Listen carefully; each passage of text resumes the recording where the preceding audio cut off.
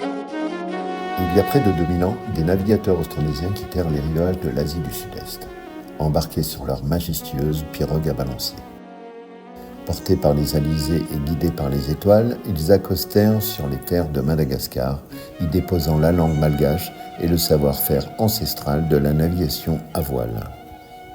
Quelques siècles plus tard, ce furent les boutres des marchands indiens et arabes qui sillonnèrent les eaux de Nosy Be, Majunga et Vohemar au nord-est de l'île. Ils apportèrent aussi leurs secrets de construction navale et de navigation, imprégnant de nouvelles influences le commerce, la culture et les croyances de cette région.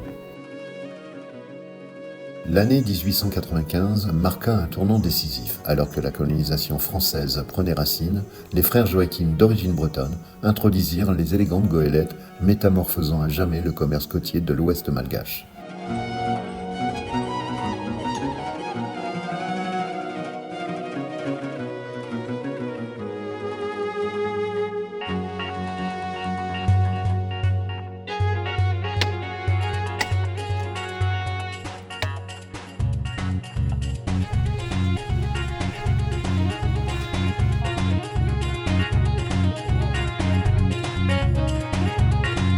Donc ici on est vraiment dans un exemple de zone de déchargement de matériaux qui est utilisé par les boutres arabes ou swahili.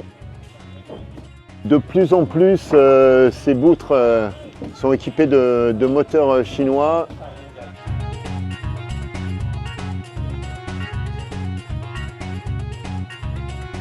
On trouve le boutre de type swahili. Et le boutre, je cherche un boutre de type arabe, voilà, qui est plus là, un peu plus ventru.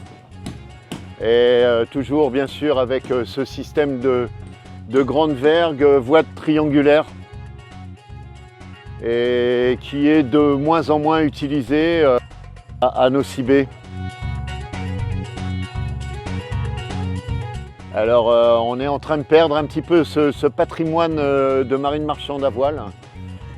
Les trajets avant, on va dire encore jusqu'au 19e siècle, on pouvait commercer avec les îles Comores. Maintenant, ces boutres servent sur des petites zones dans la baie de Nosy Be principalement.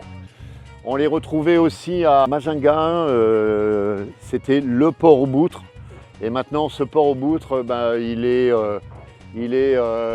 utilisé par les goélettes qui viennent plus de l'ouest et qui font du transport de PPN, c'est-à-dire de produits de première nécessité, et qui, pour finir, ont pris la place de ces boutres qui naviguent maintenant dans un espace restreint.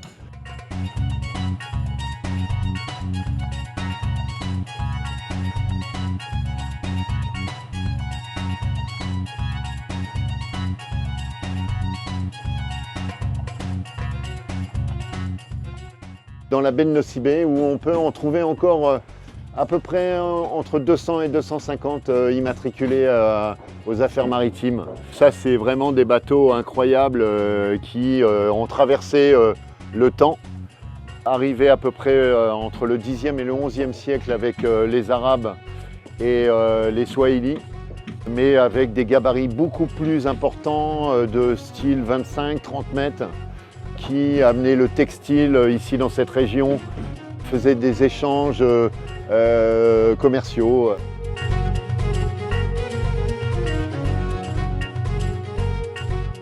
Aujourd'hui, en compagnie de Cécilia, Tom et leur équipe de chercheurs australiens, nous remontons le fil de cette fascinante épopée maritime à la rencontre des voiles qui ont façonné l'âme de ce pays.